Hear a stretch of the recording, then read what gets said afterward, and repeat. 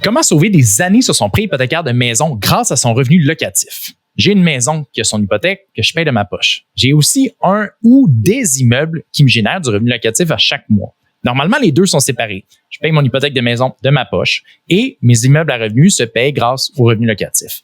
Il y a une stratégie qui existe que l'on appelle la mise à part de l'argent locatif ou la MAPAL qui va venir changer le chemin de l'argent ou le mécanisme à travers lequel on va faire circuler le revenu locatif. Et donc, sans injecter d'argent supplémentaire dans ma poche, je vais venir économiser des années sur mon prêt hypothécaire de maison. Généralement, on parle de centaines de milliers de dollars d'économiser en paiement de capital et intérêts et en déduction d'impôts générés qui n'existaient pas avant. Mon nom, c'est Antoine Bourgault. Je suis courtier hypothécaire accrédité La Manœuvre Smith et mise à part de l'argent. Ces deux stratégies-là sont souvent confondues. En réalité, la mise à part de l'argent est un accélérateur de la Manœuvre Smith. Ce sont deux stratégies qu'on peut mettre en place ensemble ou séparément, dépendant des objectifs. Je vous explique le fonctionnement de la mise à part de l'argent dans quelques secondes. Si vous voulez plus d'informations sur la mise à part de l'argent ou les autres stratégies qu'on peut vous accompagner à mettre en place, je vous invite par la suite à visiter accesproprio.ca. On va commencer par revoir ce que la plupart des gens font, c'est-à-dire quand il n'y a pas de stratégie en place. À gauche, j'ai ma maison où j'habite et avec un prêt hypothécaire que je paye de ma poche à chaque mois.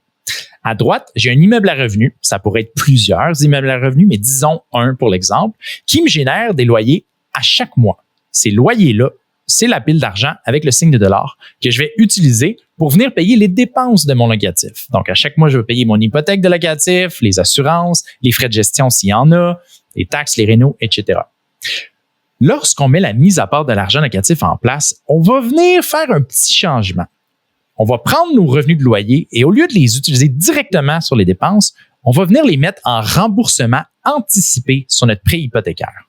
On va par la suite ressortir ce même montant-là dans une marge de crédit renouvelable et là, on va aller payer nos dépenses de locatif.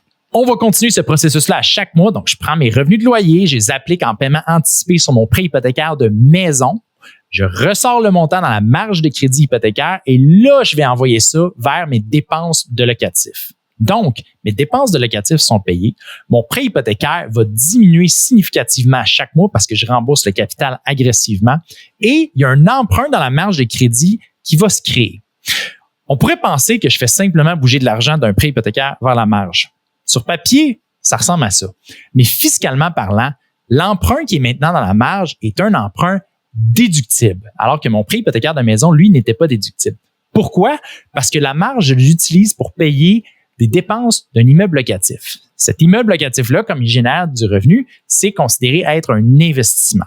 Et quand j'emprunte pour investir, c'est un emprunt déductible. Donc, le montant qui s'accumule dans la marge est une dette 100% déductible. Je suis en train de convertir mon prêt hypothécaire de maison, qui était une dette non déductible, en une dette 100% déductible. Donc, à chaque année, je vais générer des déductions auxquelles je n'avais pas droit avant. Je viens donc de créer une entrée d'argent qui n'était pas là avant. Le but, idéalement, c'est d'utiliser ces déductions-là à chaque année pour venir rembourser le prêt hypothécaire. Donc là, à chaque mois, j'ai mes revenus de loyer que j'utilise et à chaque année, mes déductions que j'utilise pour venir faire fondre le prêt hypothécaire de la maison. Jusqu'à temps que le prêt hypothécaire, généralement en quelques années, soit remboursé au complet. J'ai donc plus de prêt hypothécaire, j'ai plus de paiement hypothécaire à faire non plus. À ce stade-ci, je peux donc me concentrer sur le remboursement de la marge de crédit, puisque j'ai plus de paiement hypothécaire à faire. Je peux même utiliser les déductions que je continue à recevoir pour m'aider aussi. Et donc là, je m'attaque au remboursement de la marge jusqu'à temps que la marge soit remboursée en entier. On a réussi, on a atteint la liberté hypothécaire complète en seulement quelques années. Maintenant, combien d'années exactement est-ce que je peux sauver? Combien d'argent est-ce que je peux économiser précisément grâce à cette stratégie-là? Vous l'aurez compris, ça dépend d'une personne à l'autre, selon les soldes hypothécaires, l'amortissement restant, les revenus de loyer générés. Donc, on a une calculette qu'on utilise lorsqu'on aide les gens à mettre cette stratégie-là en place, où on va être capable de faire des projections en entrant les variables qui s'appliquent à leur cas spécifique. Si vous voulez un exemple, je vous invite à vous rendre sur accesproprio.ca. J'ai préparé une vidéo où j'utilise justement cette calculette-là pour vous donner un exemple concret et chiffré. Pour terminer, dans le but de garder une vidéo assez courte et de faciliter l'explication, j'ai simplifié le fonctionnement de la stratégie. Donc, à haut niveau, c'est relativement simple à comprendre. Lorsque vient le temps de la mettre en place, il y a certaines particularités qui doivent être vérifiées, notamment avec quel prêteur on fait affaire, c'est quoi la structure hypothécaire et c'est quoi la structure bancaire.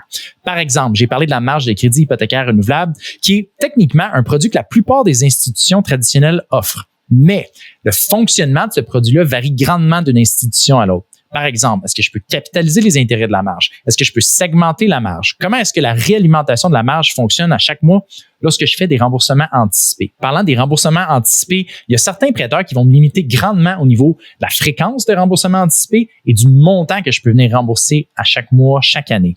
C'est important parce que dans la stratégie, on vient faire des remboursements assez élevés à chaque mois. On ne veut pas se ramasser avec des pénalités. Maintenant, des questions que je me fais souvent demander, est-ce que je peux arrêter la stratégie quand je veux? La réponse, c'est oui. Est-ce que je peux l'accélérer, la décélérer? Oui et oui. Maintenant, si je déménage, qu'est-ce qui se passe? Si je déménage dans une nouvelle propriété, la bonne nouvelle, c'est qu'on va pouvoir continuer la stratégie en autant qu'on a la bonne structure dans la nouvelle propriété. Puis si j'achète un nouvel immeuble à revenu, est-ce que je peux utiliser le revenu additionnel de loyer pour aller encore plus vite dans la stratégie? Absolument, on peut. En autant qu'on vienne structurer cet immeuble-là séparément dans notre mécanisme de paiement à chaque mois. Mais oui, ça va aller plus vite. Donc, on ne brise rien avec cette stratégie-là. On peut commencer, arrêter, ralentir, aller plus vite. Tout ce qui va changer, c'est à quelle vitesse je vais rembourser mon prêt. Si jamais vous voulez être accompagné dans la mise en place de cette stratégie-là, je vous invite à visiter accesproprio.ca.